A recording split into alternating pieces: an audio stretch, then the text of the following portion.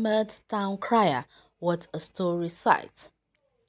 What they forgot to realize is that Quarans today, home and abroad, see beyond their inherited tales by moonlight handed over to them by their jigoist conservatives and recycled local champions.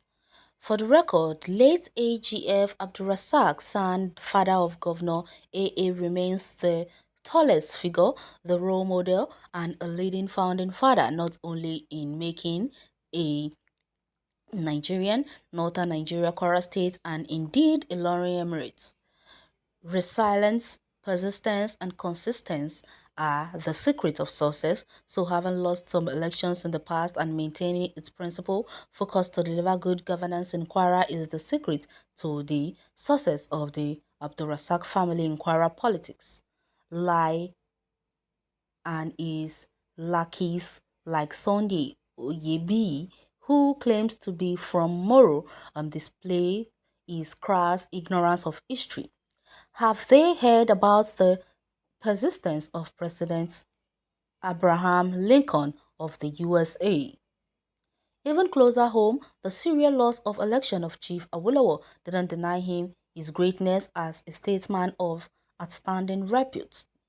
Does Lie and his lucky Sunday Oyebi know that the letters adopted Moro LGA was created by a campaign championed by the statesman AGF Abdulrasak San? Had he known this, Sunday Oyebi temerity would have been tampered. How can you expect this basic knowledge from this myopic non-native of Moro whose father is from Iragbiji, Osun State? The frustrated gang of Lie Town criers needs to re-educate themselves about the revered place in history of Abdulrasak in the making Kwara State, Ilorin Emirates and Nigeria in general. By the proud footprint of Abdulrasak in the independence struggle of Nigeria, the creation of Kwara State, an uncommon legal battle, and deliveries which won for Ilorin to remain today as an emirate and for the traditional rulers and title holders to have the exclusive rights, honor and regalia of turban as proud symbols and regalia of their titles in Ilorin Emirates history and indisputable on Abigail's fact. The late legal icon, leading light of northern Nigeria and a patriot par excellence, AGF Abdulrasak was the main personality who won all the above rights to the eternal glory and pride of all indigenes of Ilorin Emirates, and all citizens of Kwara owe him a huge debt of gratitude for being a leading founding father of the creation of the state.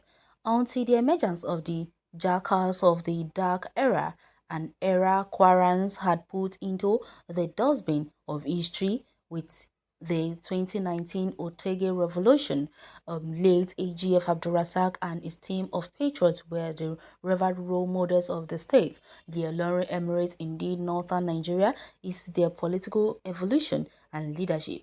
Indeed, the history lesson of the 2019 Otege Revolution can be summed up in the promise of God to reward the steadfast, the unanimous decision of entire citizens of the state to kick out over 4 decades of misrule of the state was fueled by the determination to dump the so-called dynasty permanently in the dustbin of history.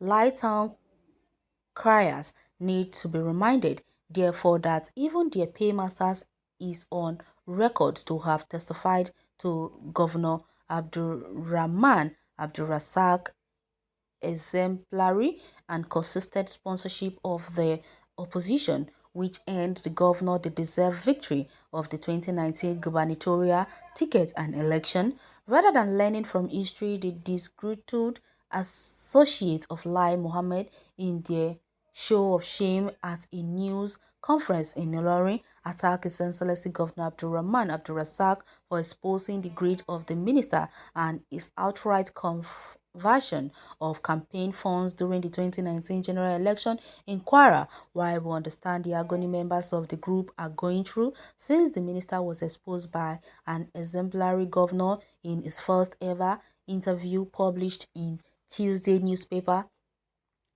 in this day newspaper, the group has failed to answer the pertinent question raised by His Excellency, which borders on integrity, transparency, and accountability of a Minister of Federal Republic. While spokesman for the group, Sunday Oyebi, claimed the minister sourced the fund for the governor campaign, he failed to disclose the source of the funds or answer the question of the donation of 50 million he collected from a popular Northwest governor, the 100 million donated by a businessman from the southeast, to the 32 million he collected from representatives Tunji Olawuyi Ajulo Opin, and various funds amounting to about 2 billion donated by APC governors, ministers, and heads of federal parastatals and other well-wishers.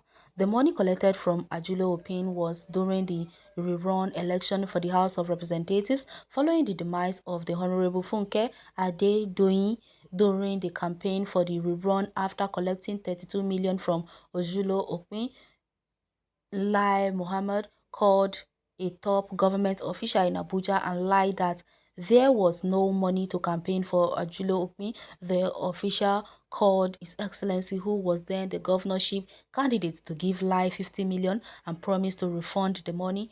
The governor gave Lai Mohammed the 50 million, although the money was refunded by the official of Excellency. After 2 months, Lai Mohammed did not disclose the donation to the party, the candidate, nor did he use it for the by-election campaign.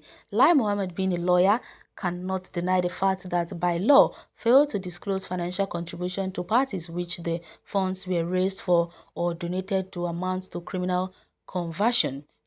Whoa, Lai Mohammed, according to your name, you are a liar. Well, most painfully, Lai Mohammed did not stop at this.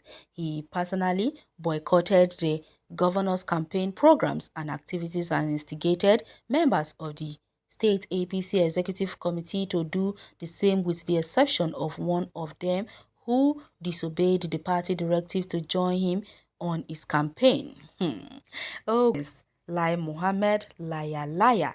So this man been a criminal for a very long time and has been hiding under APC and doing all sort of evil. Well, what is EFCC waiting for that Lai Mohammed, with all these disclosures, why are they still allowing Lai Mohammed to still be sitting there and be enjoying the post of Minister of Information? This man is a criminal and needs to be. EFCC needs to barb him now, because he needs to be in the same place where he will not say where he will only be seeing the four walls of a one room.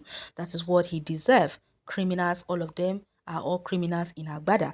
Well, you can go to the comment section and share your take on this article. Thanks for listening.